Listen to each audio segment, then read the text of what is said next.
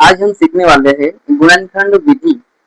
किसी भी समीकरण का या तो फिर हमें कोई समीकरण दिया हुआ हो, द्विघात समीकरण दिया हुआ हो, मान लो कोई भी समीकरण दिया हुआ हो, तो उस समीकरण का हम गुणनखंड विधि से उसका गुणनखंड कैसे ज्ञात करेंगे, आइए सीखते हैं। देखिए यहाँ पर हमें समीकरण दिया हुआ है x square plus 5x plus 6 बराबर 0। ठीक है, यहाँ 0 नहीं लिखेंगे तब भी चलेगा। देखिए x square plus 5x plus 6, इस समीकरण का मतलब ये देखिए x की पावर 2 है, मतलब ये क्या है, द्विघात समीकरण है, इसका हमें गुणनखंड करना है। चलिए गुणनखंड करते हैं। देखिए गुणनखंड करने के लिए हमें यहाँ पर 4 पार्ट होना चाहिए। देखिए एक एक एक ऐसे 4 पार्ट बनाना पड़ेगा।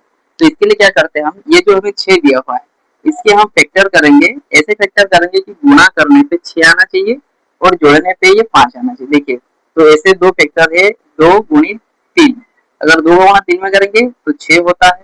ठीक है, 6 आया, ये वाला 6 आया।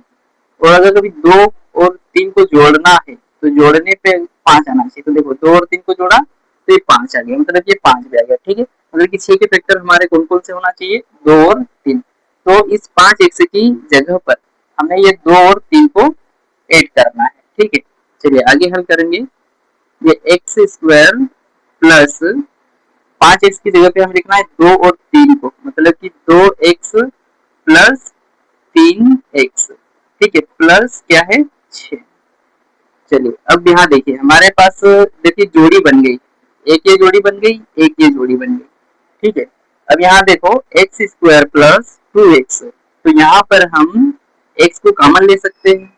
चलिए x को कॉमन लिया तो अंदर क्या बचा, इसके पास एक x बचेगा, ये प्लस, ठीक है, ये x को हमने कॉमन ले लिया था तो क्या बचा हमारे पास, 2 बचा है। अब यहाँ पर अगर कभी हम प्लस 3 को अगर कॉमन लेते हैं तो अंदर क्या बचना चाहिए, एक तो ये x बचेगा, प्लस यहाँ पर क्या बचना चाहिए, देखिए 3 को कॉमन लिया मतलब कि यहाँ 2 बचना चाहिए, क्योंकि अगर 3 का गुणा x में करेंगे तो 3x से आ जाएगा और 3 का गुणा प्लस 2 में करेंगे तो 6 आ जाएगा। चलिए आगे हल करेंगे।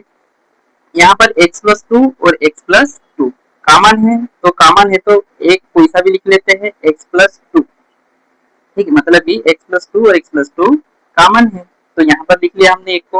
अब अंदर क्या बच गया हमारे पास, x और प्लस का 3 बचा हुआ है, मतलब कि x प्लस 3 बचा हुआ था।